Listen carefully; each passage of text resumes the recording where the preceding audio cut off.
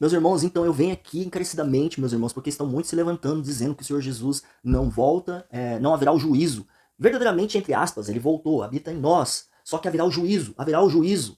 E eles estão dizendo assim, o juízo, aí eles falam que foram em 70 DC, onde os mortos ressuscitaram, caiu o templo, e ali foi o juízo. Certamente é um juízo que é vários juízos na terra, assim como Sodoma e Gomorra recebeu um juízo, e aí ele fala assim, que a rainha do sul se levantará com aquela geração, e vai julgar aquela geração. No dia do juízo, os que ultrapassaram, ele, lá em Apocalipse que fala que como que ele já está morto, como que ele vai ver? Ele vai ressuscitar e vai ver. A irmã de Lázaro, quando o Senhor Jesus foi ressuscitar ele, eu sei que ele ressuscitará na ressurreição dos mortos do último dia.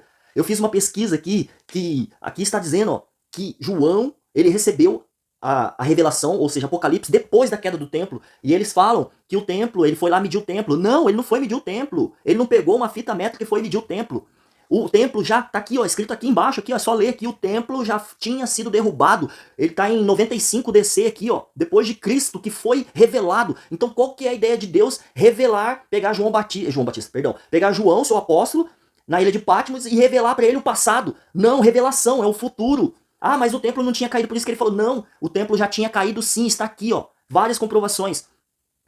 E aí eles vêm falando essas coisas. Ó, Marcos 9, diz-lhes também, em verdade vos digo que, dos que aqui estão, alguns há que não provarão a morte até que vejam chegar o reino de Deus com poder. Aí eles falam, aí ó, os apóstolos morreram. Só que olha embaixo, meu irmão, olha embaixo, olha embaixo. 6 dias depois, Jesus tomou consigo a Pedro e Tiago e João e os levou sós, em particular em um alto monte, e transfigurou diante dele, e suas vestes tornaram-se resplandecentes, extremamente brancas como a neve, tais como nenhum lavadeiro sobre a terra poderia branquear, e apareceu-lhes Elias e Moisés, duas pessoas que em espírito. Se isso não é o poder do reino de Deus em glória, o que é então? Eles estão esperando, aí eles ficam falando, os apóstolos morreram antes, cadê Jesus? Meus irmãos, vocês estão sendo levados por esses caras.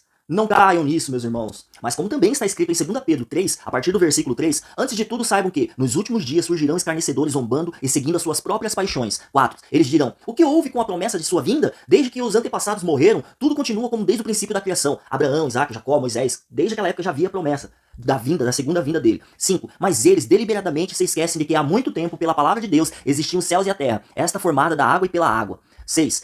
E pela água o mundo daquele tempo foi submerso e destruído. 7. Pela mesma palavra, os céus e a terra agora existem e estão reservados para o fogo, guardados para o dia do juízo e para a destruição dos ímpios. 8. Não se esqueçam disso, amados. Para o Senhor um dia é como 1000 anos, e 1000 anos como um dia. 9. O Senhor não demora em cumprir as suas promessas, como julgam alguns. Pelo contrário, ele é paciente com vocês, não querendo que ninguém pereça, mas que todos cheguem ao arrependimento.